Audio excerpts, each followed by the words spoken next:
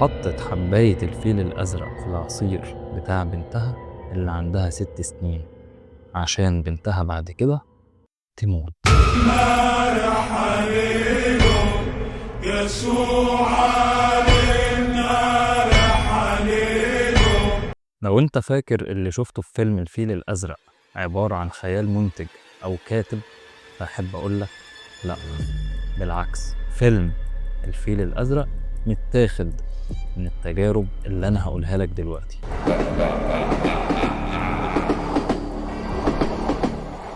حباية الفيل الأزرق مش وليدة العصر ولا لسه مكتشفينها في الزمن بتاعنا. حباية الفيل الأزرق أول وجود ليها كان في قبائل الأمازون من مئات السنين، واللي كانوا بيستخدموها في الطقوس الدينية بتاعتهم على أمل منهم إنهم بيتواصلوا مع الآلهة عن طريقها. بس خليني أقولك، ما كانوش بيتواصلوا مع الآلهة عن طريقها، بل كانت خطوة بتقربهم للموت. حباية الفيل الأزرق بدأت تنتشر في مصر قبل ثورة 30 يونيو، وكان وقتها موجود انفلات أمني زي ما كلنا عارفين، وتجار المخدرات في الوقت ده استغلوا الموضوع ده وبدأوا إنهم يبيعوا حباية الفيل الأزرق واللي اسمها العلمي DMT. ووصل للشباب وقتها إن في حباية موجودة اسمها حباية الحلم، بتفصلهم تماما عن الواقع اللي هم عايشين فيه، ودي حاجة كلنا بنتمناها، حاجة تفصلك عن الواقع بمشاكله بكل حاجة. حباية الفيل الأزرق مجرد ما تاخدها بعد 20 ثانية بتدخلك في حالة من الأوهام، سواء السمعية أو البصرية، وبتستمر معاك الحالة دي لمدة 3 ساعات كاملة. وهقولك دلوقتي بعض التجارب اللي مروا بحاجات غريبة مع حباية الفيل الأزرق. أول تجربة لشاب عنده 19 سنة، كان قاعد مع صاحبه وشافوا فيلم الفيل الأزرق وقالوا ما تيجي نجرب، وبالفعل اشتروا حبايتين من الفيل الأزرق.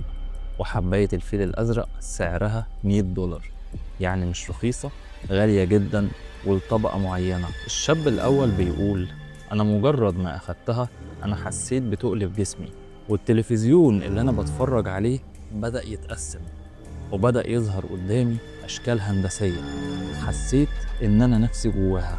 وعشان الشاب ده سنه كان صغير وجسمه مش أحسن حاجة، بدل من مفعول الحباية يستمر معاه 3 ساعات، مفعول الحباية استمر معاه لمدة 48 ساعة. وبيقول أنا في خلال ال 48 ساعة دول مش قادر أفصل ما بين الواقع والحلم. 48 ساعة عدوا أنا ما بقيتش عارف هو أنا عايش في عالم الأحلام بتاعي ولا أنا لسه تحت تأثير الحباية، ولا أنا في الواقع، ولا هي دي الحياة الحقيقية. أنا في اليوم الثالث لقيت حاجات غريبة بتحصل، أنا مش عارف أنا مين وأنا فين. وصاحبه بيقول أنا مجرد ما أخدت الحباية أنا حسيت إن أنا بقيت عايش في جسم مش بتاعي بس عقل شخص تاني. أنا في مشاهد بدأت إنها تتغير قدام عيني واحد ورا التاني، عصور كتيرة عمال بمر بيها، حيوانات غريبة بشوفها، حيوانات بعيون كتيرة وغريبة، وطيور أشكالها غريب وكبيرة جدا. أنا حبيت الحالة اللي أنا دخلت فيها، الحالة دي فصلتني تماما عن الواقع ومشاكله ومشاكل الدراسة. أنا حسيت إن أنا في عالم من الخيال. والتجربة التانية المؤلمة اللي أنا هحكيها لك دلوقتي لبنت عندها 6 سنين، والدتها شغالة صيدلانية، حطت ليها حباية الفيل الأزرق في العصير، والبنت مجرد ما أخدت العصير جسمها وسنها ما استحملوش، البنت توفاها الله. والمباحث الجنائية أول ما وصلت للجريمة دي شكوا في الجريمة وقالوا دي جريمة قتل، لكن الأم قالت إنها كانت عاملة العصير لنفسها وبنتها شربت العصير من غير ما تاخد بالها. بس بعد شوية الأدلة الجنائية بتقول عكس كده، والأم انهارت وقالت إنها قتلت بنتها لأنها جابت آخرها من الحياة. طيب دي أم ولا شيطان؟ قول رأيك في الكومنتات. والتجربة التالتة لبنت بتقول أنا كنت قاعدة مع صاحبتي وحاسة بصداع، فصاحبتي طلعت لي حباية الفيل الأزرق وقالت لي خديها وكل حاجة هتكون تمام.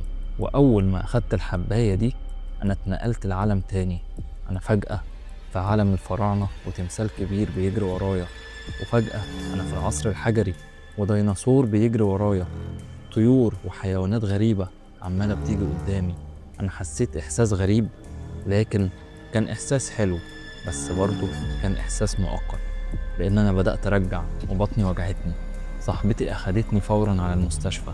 الحمد لله أنا عديت منها، لكن عايز أقول لكم دي واحدة من أسوأ التجارب اللي أنا ممكن أعيشها في حياتي. خليني أقول لك إن إحنا هنا في مصر، وعلى حسب التصنيفات فعندنا 6 مليون مدمن، وإن حباية الفيل الأزرق انتشرت ما بينهم بشكل غريب. بس خليني أقول لك إن 75% من اللي أخدوا حباية الفيل الأزرق يا ماتوا يا انتحروا، وال25% الباقيين اتصابوا بأمراض نفسية وذهنية مفيش رجوع ليها.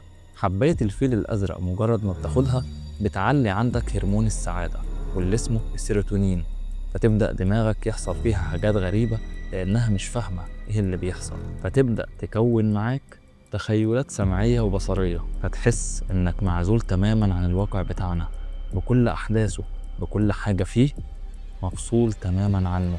والحباية دي بتسبب تلف دايم للمخ. وإدمان حباية الفيل الأزرق مش زيها زي باقي المخدرات اللي انت ممكن تاخدها فترة فجسمك يتعود عليها فتبدأ تحس بأعراض انسحاب. حباية الفيل الأزرق من أول حباية بتسبب الإدمان، وبيرجع السبب ده إن عقلك ما بقاش يستوعب ولا قادر يفرق ما بين العالم الحقيقي وما بين عالم الخيال اللي عاشه. فعقلك من أول حباية يبدأ يقولك أنا اتبسطت من التجربة دي وأنا عايز أجرب تاني، فتلاقي نفسك بعد كده متجرب واحدة ورا التانية. بس خلينا أؤكد ليك كل ده بيؤدي بيك في النهاية للموت.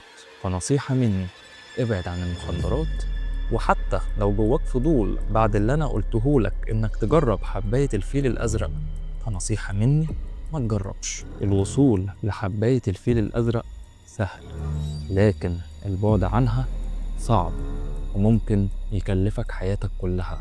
أنا قصتي كده خلصت، وأشوفكم في فيديوهات جاية جديدة عجيبة وغريبة. سلام.